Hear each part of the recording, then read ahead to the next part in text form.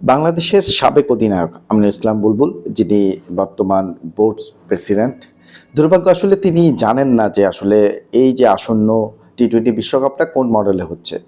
তিনি বারবার এটা কি হাইব্রিড মডেল হিসাবে উল্লেখ করেছেন। মানে খুবই অবাক হতে হয়। অথচ ২০১৭ সালে এই বিশ্বকাপটি শুধু শ্রীলঙ্কার ছিল। যখন দল বাড়ল, ২০টা দল বিশ্বকাপের খেলবে এরকম ডিসিশন হলো, তখন থেকে আসলে সিদ্ধান্তটা হয় যে ভারতও সহ-আয়োজক হিসাবে এই বিশ্বকাপটা আয়োজন করবে। কিন্তু বারবার তিনি হাইব্রিড মডেল হিসাবে এই বিষয়টাকে উল্লেখ করেছেন। বাট তিনি বিসিবির ডিরেক্টর, সাবেক ক্রিকেটার, অধিনায়ক, তিনি ক্রিকেটের সাথে লম্বা সময় ধরে আছেন। এমন একজন লোক যিনি এই ব্যাপারটি আসলে জানবেন না, সেটা খুবই অস্বাভাবিক। এমনকি আজকে যখন তিনি সংবাদ মাধ্যমের সাথে কথা বলছিলেন, বারবার তাকে মনে করিয়ে দেওয়া হচ্ছিল মানে তার এই ভুল ধারণাটা, এই বিশ্বকাপটা যে হাইব্রিড মডেলের না, সেটা তাকে বোঝানো হচ্ছিল। বাট তিনি তার বোঝাতেই অটল ছিলেন। তো মানে বিষয়টি আমার কাছে খুব হাস্যকর লেগেছে এবং আমি নিজেও হতাশ হয়েছি। আমিনুল ইসলাম বুলবুল যখন বোর্ড সভাপতি হিসাবে এসেছিলেন ফারুক আহমেদের পরপর, তখন আসলে প্রত্যাশা করা হচ্ছিল, যদিও একটা শঙ্কার জায়গা ছিল। ফারুক আহমেদ যখন প্রথম দফায় বেরিয়ে গেলেন, এরপর থেকে আসলে বুলবুল আসবেন, আসার পর আসলে তিনি বোর্ডটা কীভাবে চালাবেন সেটা নিয়ে একটা সংশয় ছিল, শঙ্কা ছিল। সেই শঙ্কাই আসলে সত্যি হচ্ছে। বুলবুল ভাই আসলে কূটনীতিকভাবে পুরোপুরি ব্যর্থ হয়েছেন। তিনি ক্রিকেট পরিচালনায় পুরোপুরি ব্যর্থ হয়েছেন। একদম স্পষ্ট, এটা দ্ব্যর্থহীন কণ্ঠেই বলা যায়। তো আমরা ক্রিকেটার বুলবুল ভাই কিংবা সাবেক অধিনায়ক বুলবুল ভাইয়ের কাছ থেকে যেমন প্রত্যাশা করেছিলাম, তার ধারে কাছেও আসলে সেই প্রত্যাশা আর মানে প্রত্যাশা এবং প্রাপ্তির যোগসূত্র ঘটেনি। তো আজকে যে ঘটনাটা ঘটলো, বাংলাদেশ দল বিশ্বকাপ খেলতে যাচ্ছে না। সো এটা আসলে অনুমতিই ছিল।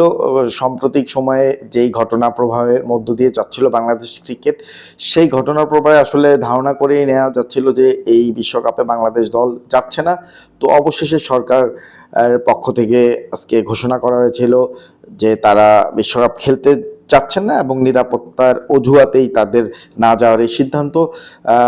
যে ক্রীড়া উপদেষ্টা আসিফ নজরুল স্পষ্ট কণ্ঠে বলেছেন যে যে দেশ মুস্তাফিজকে নিরাপত্তা দিতে পারে না, সেই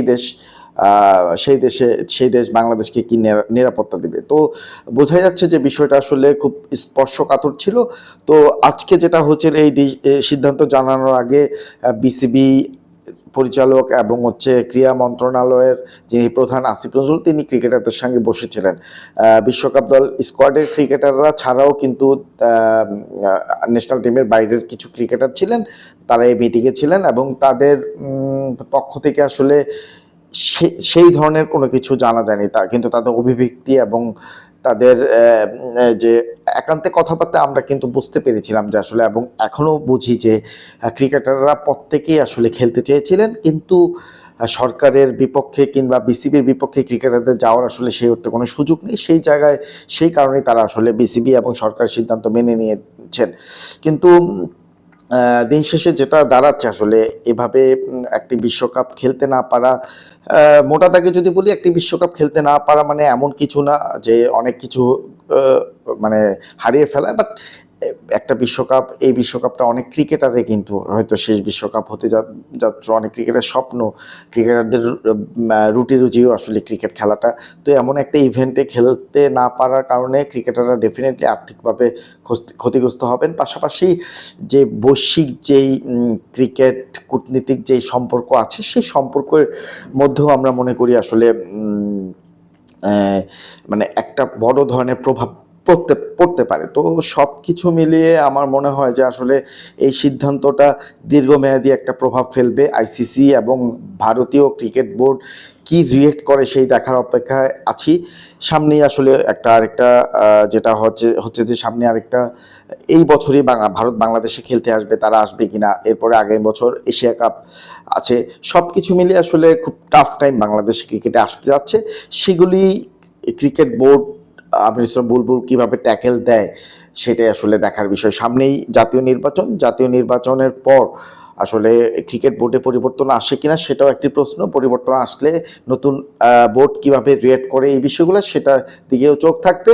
পাশাপাশি যদি আমিনুল ইসলাম বোর্ডও টিকে যায়, সেক্ষেত্রে তারা কিভাবে এটা সলিউশন করে, কারণ বর্তমান সরকার এক উপদেষ্টাকালীন যে সরকার আছেন তাদের সিদ্ধান্ত মোতাবেক আসলে এই সিদ্ধান্তগুলো নিতে হয়েছে। তো ফলে ফলে ফলে ভবিষ্যৎ যিনি আসবেন তিনি কিভাবে রিয়েক্ট করেন সেটা দেখার বিষয়। এখানে একটা কথা বলে রাখি যে সরকারের পক্ষ থেকে এবং বিসিবির পক্ষ থেকে কিন্তু স্পষ্টভাবে বলা হয়েছে যে আসলে নিরাপত্তা ইস্যুটাই মূল কারণ, এর বাইরে তারা বাড়তি কোনো কিছু চিন্তা করেননি।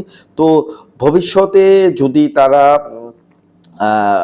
মানে অদূর ভবিষ্যতেও যদি এই ধরনের শঙ্কা তৈরি হয়, সেক্ষেত্রে বোর্ড কীভাবে রিয়েক্ট করবে কিংবা ক্রিকেটাররা কীভাবে রিয়েক্ট করবে কিংবা এভাবে কতদিন চলবে সেটা নিয়ে একটা মানে কোটেশন থেকেই যায়।